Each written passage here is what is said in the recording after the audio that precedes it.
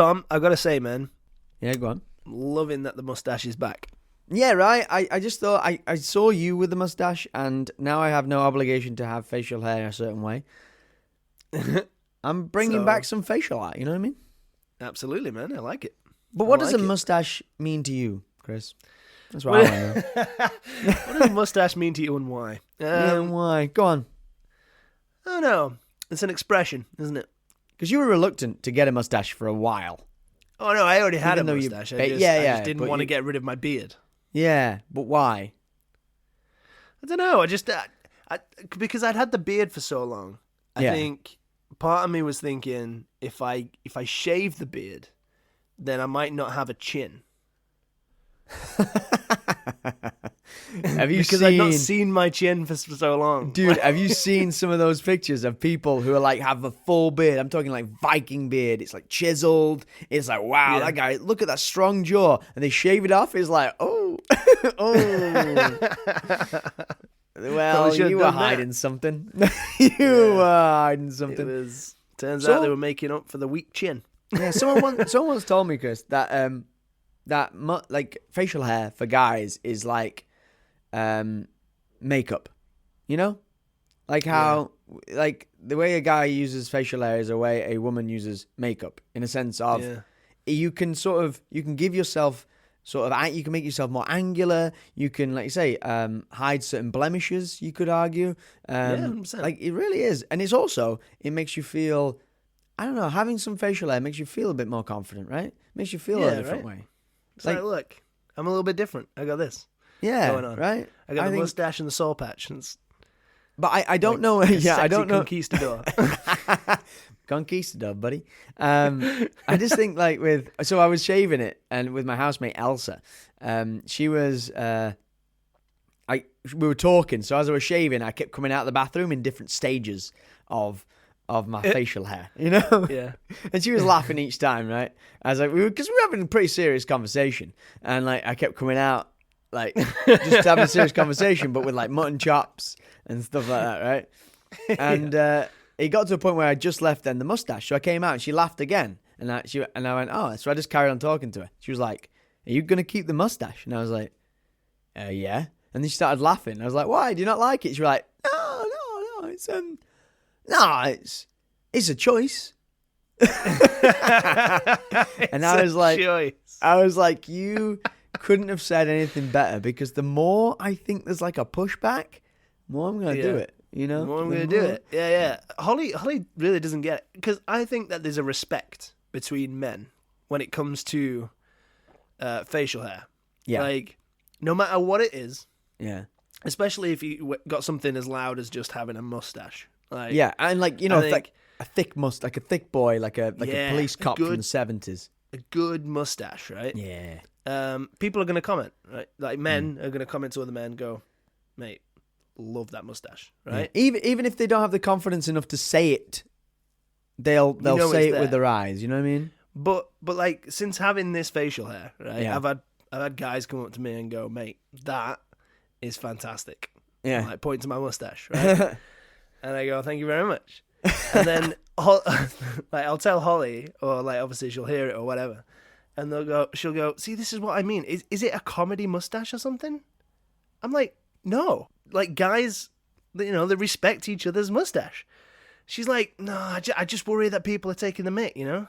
Yeah, when you see a really good beard, you're kind of like, I mean, I point it out. I say, "Dude, that's a great beard you got. Oh my god!" Like, or like, "I love your mustache," that sort of thing. I was speaking to, so we get a lot, especially in London.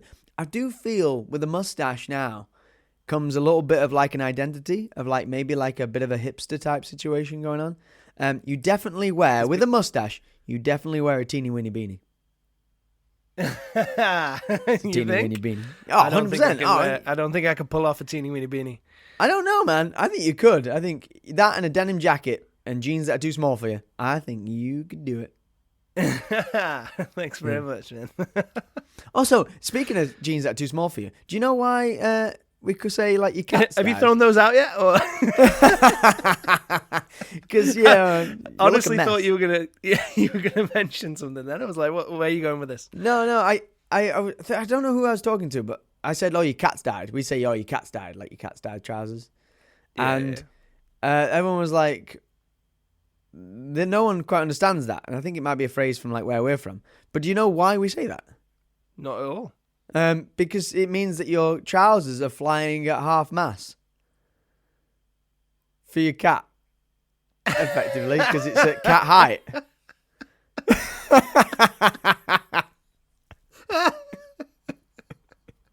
I think that's beautiful. so. Yeah.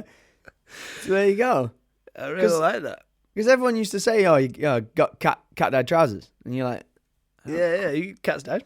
But I never questioned it. Used it. to be at school though, didn't it? Yeah, I never yeah. questioned it. It just used to be something you said at school. If somebody got trousers that were too short for them, you say, "Oh, cat's died." "Yeah, cat's died," and you would not question it in the slightest. You wouldn't go, "Where did that come insane. from?" And then when someone was, I said it, and you know when you're like in a crowd and everyone looks, no one gives you the same the right response. You kind of, they kind of look around and say, "Have I said something in a different language? What's going on there?" So that's a Chesterfield thing. Oh God! Oh no! It's happening again. Yeah. Oh dear. Yeah, dude. Like I don't know. I don't know if it's just my family, but we say some weird things that I don't even think people from Chesterfield say. Like I've never heard anyone say, you know, the bit between two houses. What do you call that? A gentle. So we say jitty. A jitty. I think a jitty is different. Oh, so you've heard jitty though? You've heard of what a jitty is? Yeah, I've heard of a jitty before. Okay, yeah. But good, a jitty for me is like like a small footpath. Like you used to go in between like rows of houses where Yeah. like that used to be like a jitty. You cut through that jitty. Okay, and then you come yeah. out, like, on a different street. Okay. Do you know what I mean? Whereas Yeah. like in between two houses, where it's like a that, gentle. It's that's a gentle, yeah. Maybe I've just been saying that wrong then. But yeah, at least you've heard of jitty, because that's like also we had a place that we called jitty where we'd go between two houses, but it would be a path that you'd go to the next street. You know what I mean? Yeah. But he A went jitty, between two houses, but 'cause not you would like just you jit through. So yeah. Yeah. So it's a jitty. Yeah. Oh, that's good. Well done. Amazing. There you go. Chris, welcome back to the podcast, guys, where we ask the question, do book covers tell the story? I'm Tom. I'm Chris. And this is Judge a Book by its cover. Oh, it's good to be back.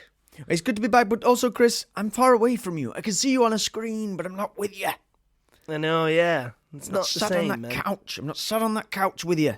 You know? I know. I wish you were here, pal.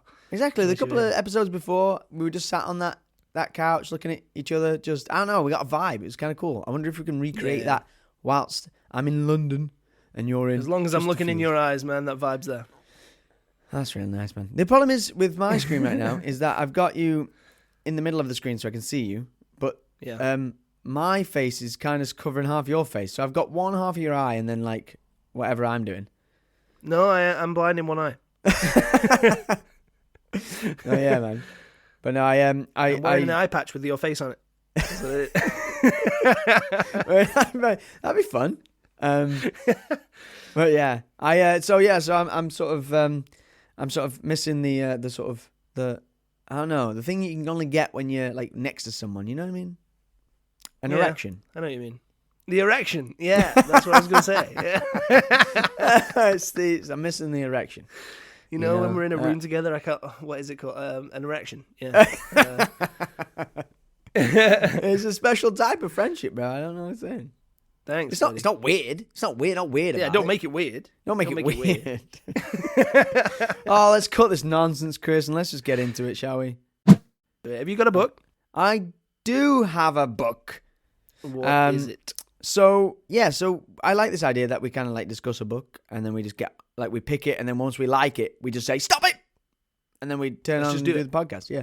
Yeah. So this one, I love the picture of it, and I think you can concur when I showed it to you. It's called Frank and Red. Frank And it's Red. by. It's Frank and Red. I got to move you out the way, buddy. It's Frank and Red by, and I'm gonna probably say it wrong, Matt Coyne. I think you've nailed it. Yeah? Part of me really wanted to use that E at the end, though. You know what I mean? Coiny. Coiny. Well, you can call him Coiny if you want. You could call me Coiny. Could that be my nickname? But yeah, so it says it's Frank and Red, and I just think it was a very beautiful picture. It's very kind of animated. You know what I mean? Sort of an animation. Yeah.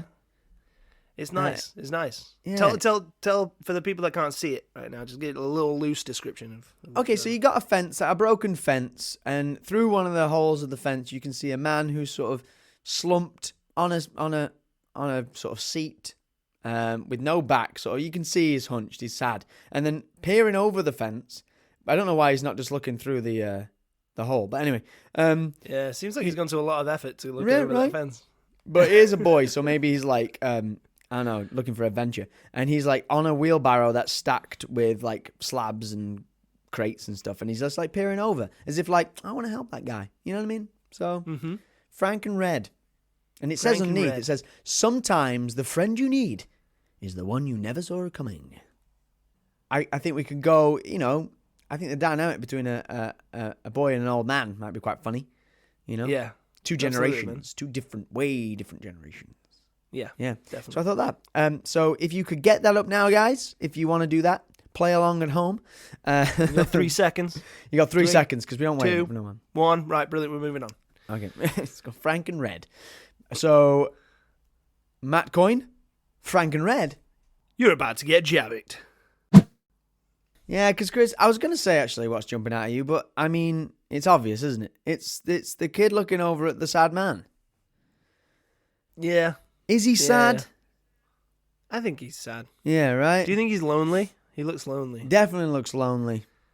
He's not going to be anymore. Well, I mean, that's implied, isn't it? Because sometimes the friend you need is the one you never saw coming. That's true. So, I don't know about you, but as soon as I saw this picture, I was like, oh, okay, this guy's he's grieving. He's grieving. He's grieving. What, do you think his wife's died? I think so. Yeah? He'll kill his wife?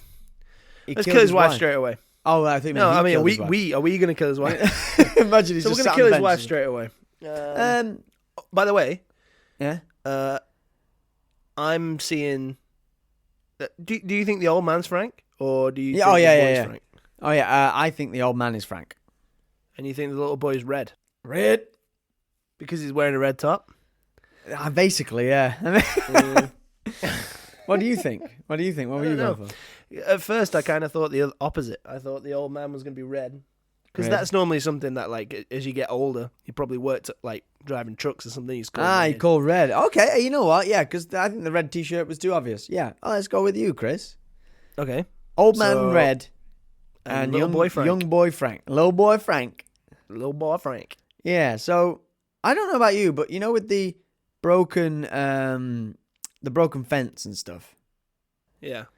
It makes me feel like the little boy doesn't live there, if you know what I mean. Oh, okay. Do you know what I mean? Okay. So because it seems like a mess, doesn't it?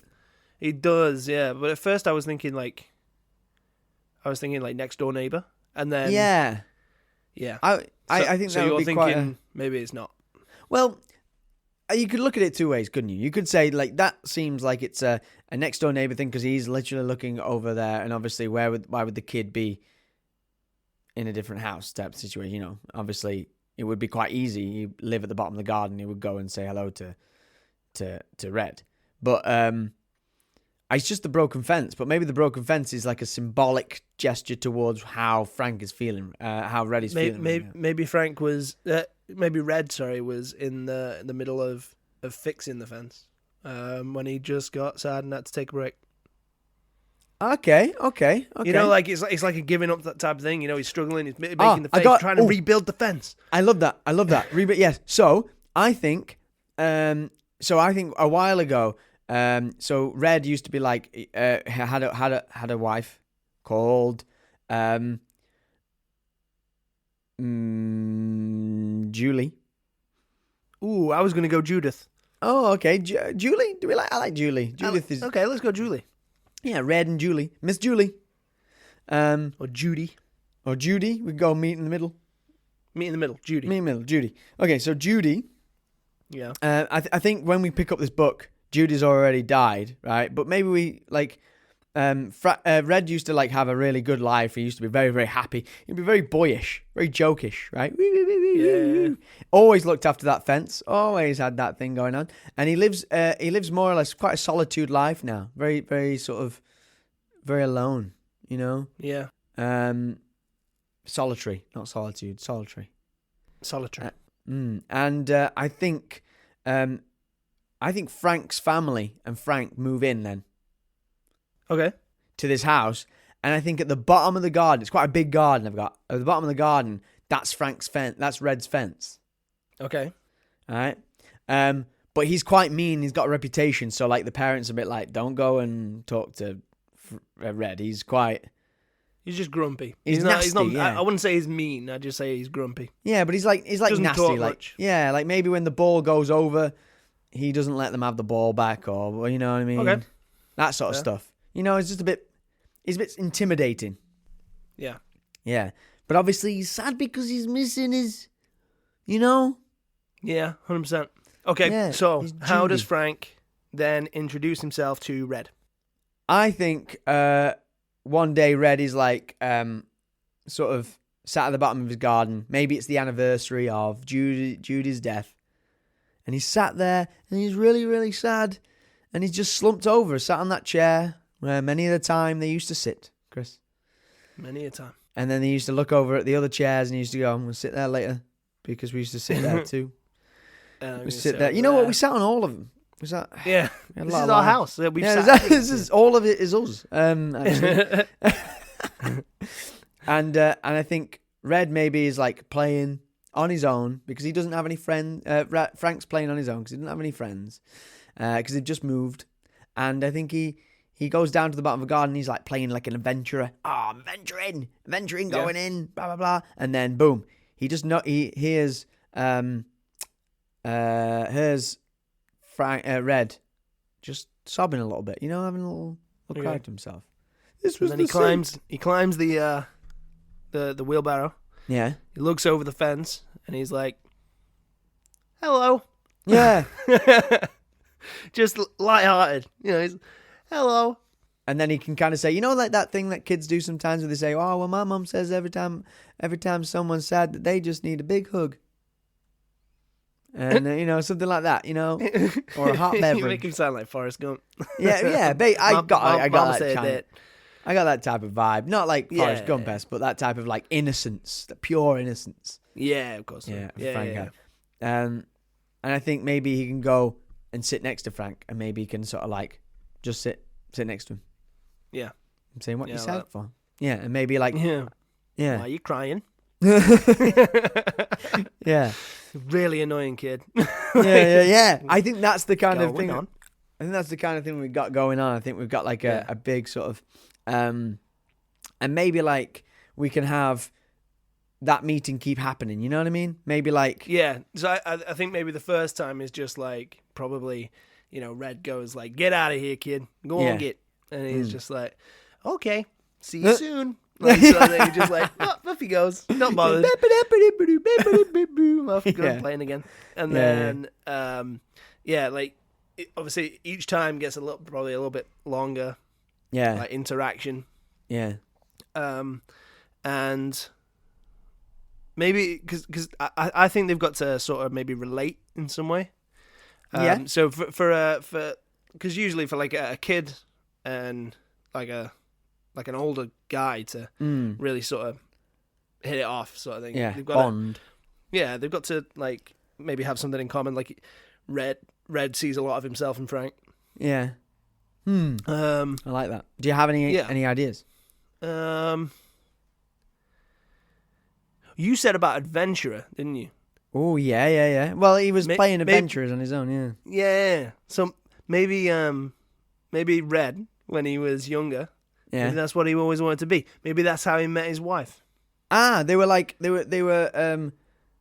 As like, kids. Yeah. Like growing up, like always wanted to be an adventurer. He was playing like adventurers and all that kind of stuff, you know, like jumping in puddles and going up down trees and doing all that kind of stuff and just climbing and doing. kind of like an Up situation. You know, where like where the old man from Up kind of like, they Yeah. They bring that adventurous side out in each other, Judy and Adventure Red. is out there. Yeah, and then obviously like Red needed Judy, you know. We've accidentally just done Up, which I think is great.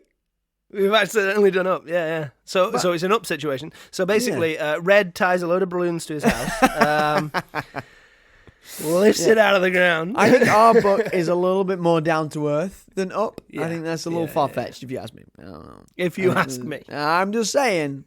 I'm not nitpicking. But, where did you get those balloons? Yeah. Well, you just sat on a load of balloons with you? Oh, hey? That's the most unrealistic thing out there. I mean, that's too many balloons.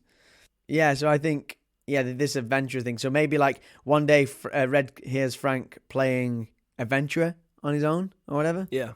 Yeah, and maybe like Red can like go into the house and come back and give Frank like some like binoculars or something, you know, like something adventure-y. Like yeah, something cool. And he's like, like I used to use these yeah, to check out girls. No. Oh, okay, Red's creepy. No, I'm joking. Red's a creepy dude.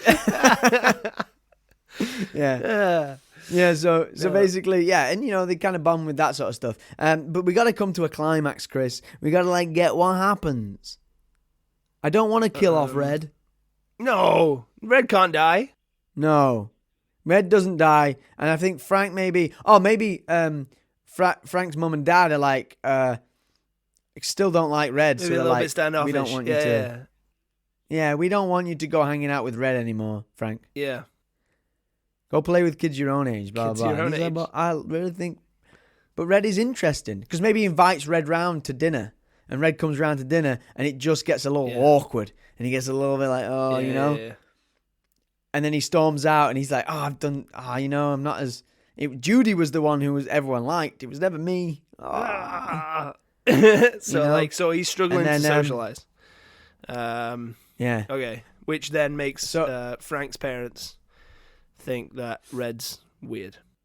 Yeah, just think he's a bit, like say, he's a bit standoffish, a bit sort of, and I think Red probably beats himself up a little bit, you know what I mean? And then, what I'm thinking at the end, would it be cool if Red goes off on an adventure again to kind of capture his last... Yeah, you know man. I mean? Why not? Let's send him out maybe there. He always wanted, maybe Judy and Red, they wanted to like go, he's got Judy's ashes! Judy's ashes, okay. And Judy always wanted to be like they always wanted to go to this place when they were alive, but they never got a chance to because like life got brought them down, you know. What if and Frank's like, why don't you go now? Yeah. So like it's Frank's idea for him to take it. Maybe Red was a bit reluctant because he didn't want to let her go. So he wanted to keep the ashes because he wasn't ready to let go of Judy. Yeah, Frank could say something really innocent like, I don't know about you, but if I was dead, I wouldn't want to be kept in a bottle like that. It's no fun in a bottle, Red. Yeah. Believe me. How do you know? Whoa, Frank, you know a lot. How old are you, Frank? Frank's got some demons. Got some demons. Yeah. So I think maybe Red like takes that advice, uses whatever is left to got his pension because they never have kids. He's just like on his own, and I think what he does is he takes that money that he has of that pension and he just goes, "Fuck it, I'm going away." Strong. And he goes to the top of Mount Everest, but he doesn't make it because Everest is hard and he dies. Wow. That took a turn fast, didn't it? No, but you get the point. He goes away. Yeah, so he goes to some place that he always wanted to go to, somewhere that's like quite adventurous, and he spreads the ashes and he feels a lot better for it. He's set her free. Exactly. And then Red says before he leaves, he's got urn in hand. He's got his little adventure hat on that he's had for years. It's kind of too small for him, but he kind of wears it. Sits on top of his head. You know how some people do that. And he's holding it. And Frank says, "Have a good time, Mr. Red." And then Red turns around and says, "Frank, yes, sir. Get some friends your own age." and Frank goes, "I will do, sir." Good. Keep that adventurous spirit in you. Now go get. Nice. I will do, sir. I like Frank. He's so cool. It reminds me of I read a book called Lemmy or Limmy. I think it was called Limmy. Yeah. So somebody like left it in the pub, and it was about this kid who like he believed in like weird things. Like there's like this entity, this spirit that lives in this town called Old Papa Toothwort, and he believes in him like nobody else does. And he's just this kid who plays by himself because he don't really have any friends because he's a bit weird to other kids, and because he just wants to go off and do his own thing. and then he makes friends with someone who's a bit older, who is like an artist and starts teaching him how to paint and stuff like that. So he becomes his only friend and stuff like that. Yeah. So it kind of Frank reminds me a little bit of Lemmy. Yeah. Frank is, I think, like I say, that innocence and that pure, like, just honesty that, like, you know, like children have sometimes where they have no other, it's like kind of like a dog, right? You know, when dogs they don't have any, like, they're not trying to hurt anyone's feelings. They're doing everything they're doing is honest to them. Just trying to make sense out of everything. Yeah, they're just like, they say it, they're honest, they say what they see, and they don't mean any malice behind it. Obviously, some kids are messed up, they do that. But not Frank. Not Frank. Frank and Red are a mess. Frank is a grumpy old curmudgeon. Curmudgeon. So Frank's the older guy, not Red. Yeah. A recluse whose only company is the ghost of his dead wife, Marcy. He is estranged from his friends, his son, and the ever-changing world beyond his front gate. And then Red moves next door. Red is 6. A boy struggling to adjust to the separation of his mum and dad, a new school, and the demonic school bully. Red is curious, smart, he never stops talking, and he's got a trampoline. Lovely. Well, I think that he just says it. I got a trampoline, by the way. Do you want to come bounce? We'll bounce later. I'll get you later. From the moment Red's blonde mop appears over the top of the fence that divides their two gardens, the unlikeliest of friendships is born. And it is a friendship that will change both of their lives forever. Nice. I think we kind of got the gist. I don't think there was we weren't a million miles away with that. I think, so his wife's died. Yeah, so his wife died. Done that. Yeah, we didn't put in like the estranged from his kids and friends or whatever. No. We said he had no kids. But we said he became like a recluse. Yeah, we became a recluse, and he was like kind of didn't like he didn't like the world that was out there. You know what I mean? Okay. The only thing is we got the names mixed up. Yeah, we got But yeah, no. So then Red moves in next door after all this has happened. Yeah, we did say that. We did say that. Yeah. We didn't say his parents were separated, but we said he had no friends. Yeah. Yeah. Yeah, we did. We went down more the what Red did to help Frank, not the other way around. But I suppose given more time, we would have said that, right? Yeah. Yeah. If we were writing this book, I think we would have said that. Yeah, I think we would have got there eventually. Yeah. We didn't say he got a trampoline though. No. But yeah, that's a shame. But Chris, I'm bringing in the trampoline next time. Yeah, but Chris, next time as a kid, I'm going to say he's got a trampoline in the back. Yeah. I think we kind of got it right. I think we can't have it completely because we didn't get Frank and Red the right way. No, but I think what we can do is say that book cover tells the story. It does tell the story. So, seems though we got it right. He's going to have to water scot-free. I think so. Off you go, buddy. Get out of here. Go on, get.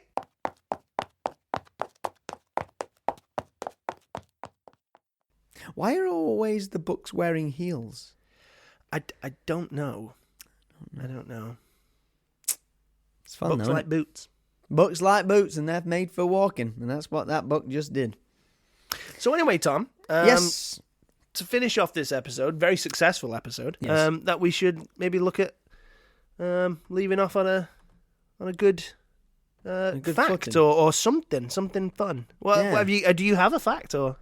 No, not right now. I can get one if you want. Okay. Well, no, it doesn't matter. It's fine. We'll just I'd leave it like- there then. Right. See you later, guys. Thanks for tuning Okay. in. No. So, I don't have a fact this week, but what I have been doing is looking at like strange, unexplained stories. Okay. Okay. And what I've found is that I kind of feel like I could come up with an explanation. Okay. When I read it, this first I'll only read one out, and then obviously maybe save some for another episode or whatever. Okay. Okay, this one's called The Mystery Handprint. Okay.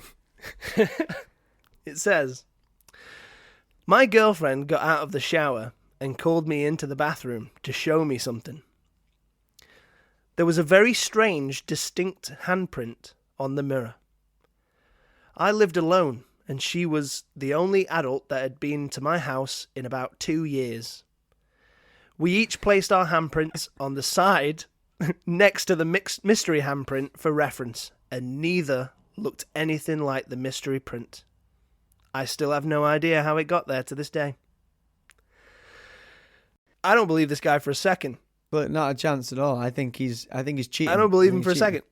Yeah, 100%. He cheated. I think he's cheating. Yeah. I mean, the first time, the thing that he says, my girlfriend got out of the shower and called me into the bathroom to show me something. She was obviously fuming, going, whose is this handprint? And he's just gone, no clue. No one's been in this That's house for weird, innit? 2 years. Spooky, that. No other adult for 2 years, you know. How long have we been going out? 2 years. We're going out for 2 years. 2 years! And that's the last time. And since then, you're the only person who's ever been in this my house. mum and dad, you're the only one. Because that's how I do with relationships. only one. You, saw you. Yeah. Yeah, He he's cheated. cheating, isn't he? He's He cheating. cheated. Or, you know, I think I liked it, he's... though. Made me laugh. Yeah, he's cheating, definitely. Definitely. I think, let me just hit... I'm going to find a fun fact, and then I'll edit it, and next time you hear me, it'll be a fun fact. So, Chris, do you know what you call your nephew and niece together? What do you call them? What's a group for your nephew and niece? Sophie and George. That's his name. But you know how you got siblings when it's your brother and sister? Yeah. It's nibblings. Okay. Nibblings? Nibblings if it's your niece and nephew. Did I know It's that? I feel like you nibblings. might have said that before, but like... Maybe. But that's Yeah. funny. I Yeah. wouldn't have remembered it. So Gonna go see my nibblings. yeah, just gonna go and check on the nibblings. That's quite fun, isn't it? Yeah. Also, a mix between a Chihuahua and a Dachshund, or Dachshund, is called a Chiweenie. A Chiweenie? A Chiweenie! That's fun. That is fun. I like that. Uh, And dragonflies can't walk, even though they got 6 legs. Anyway, guys, it has been wonderful to speak to you, Chris, again on another episode of this wonderful podcast that we like to call J.A.B.B.I.C. absolutely. And I'm gonna, and I think we'll see you guys next time. For the last time, Chris, I've been Tom. I've been Chris. And you've been J.A.B.B.I.C. Chiweenie. Chiweenie. It made me hungry. I don't know why. Yeah, 100%.